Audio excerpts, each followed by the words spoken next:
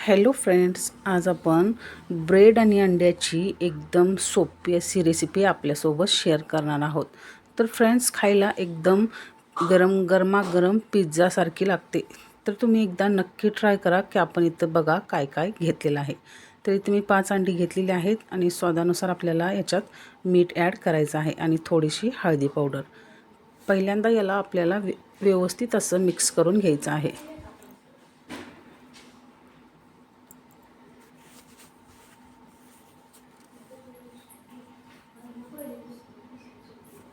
तर हे बघा, परफेक्ट आपलं व्यवस्थित असं मिक्स झालेलं आहे. तर आपल्याला काही मसाले याच्यात ॲड करायचे आहेत. हे चिली फ्लेक्स अर्धा चम्मच, काळी मिरी थोडीशी, ब्लॅक पेपर. आता याच्यात हिरव्या मिरच्याचे तुकडे आणि कस्तुरी मेथी आपल्याला चोळून टाकायची आहे आणि व्यवस्थित पुन्हा याला मिक्स करून घ्यायचं आहे. तर हे मिक्स झालेलं आहे. तर याच्यात आता बारीक चिरलेला एक कांदा, बारीक चिरलेला एक टमाटर आणि हिरवी बारीक चिरलेली कोथिंबीर. तर हे पण पुन्हा आपल्याला व्यवस्थित असं मिक्स करून घ्यायचं आहे. तर फ्रेंड्स, चला पुढे बघूया आपण काय काय घेतलेलं आहे. तर इथे बघा, मी 5 ब्रेड घेतलेले आहेत आणि एकदम ताजे आहेत, तुम्ही बघू शकता.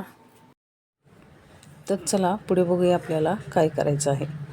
तर आता इथं गॅसवर नॉनस्टिकचा तवा मी ॲड केलेला आहे आणि फ्रेंड्स, याच्यावर साजूक तूप थोडंसं ॲड केलेलं आहे. तर तुम्ही याच्या जागी बटर किंवा तेल पण ॲड करू शकता. आता त्या घोळमध्ये आपल्याला अशा पद्धतीने ब्रेड डीप करायचं आहे आणि ते आपल्याला तव्यावर ॲड करायचं आहे आणि वरून जे आपण ग्रेव्ही केलेली आहे ते अशा पद्धतीने त्याच्यावर ॲड करायचे आहे. कांदा, टमाटर, हिरवी कोथिंबीर व्यवस्थित याच्यावर कोट होईल. हे बघा, अशा पद्धतीने आपल्याला ॲड करायचं आहे आणि थोडंसं आणखी वरून साजूक तूप ॲड करायचं आहे आणि त्यानंतर याला आलटून पलटून क्रिस्पी होईपर्यंत आपल्याला याला व्यवस्थित असं भाजून घ्यायचं आहे. तर फ्रेंड्स, हे आलटून पलटून या पद्धतीने आपल्याला याला भाजून घ्यायचं आहे. एकदम सोपी रेसिपी आहे आणि खायला पिझ्झासारखी एकदम गरमागरम अशी लागते.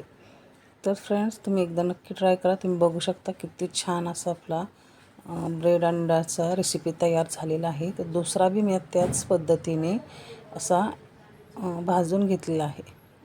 आणि फ्रेंड्स, तुम्ही एकदा नक्की ट्राय करा. जर तुम्हाला घरात बसून पिझ्झा खाऊ वाटला तर या पद्धतीने तुम्ही ब्रेड आणि अंड्याची रेसिपी बनवून खाऊ शकता. एकदम गरमागरम सर्व केल्याने खूपच टेस्टी असे लागते.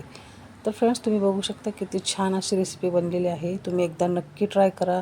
जर तुम्हाला माझा हा व्हिडिओ आवडला असेल तर माझ्या चॅनलला लाईक, शेअर, सबस्क्राईब करायला विसरू नका, जेणेकरून असे नवनवीन व्हिडिओ मी तुमच्यासमोर आणत राहीन. Thanks for watching.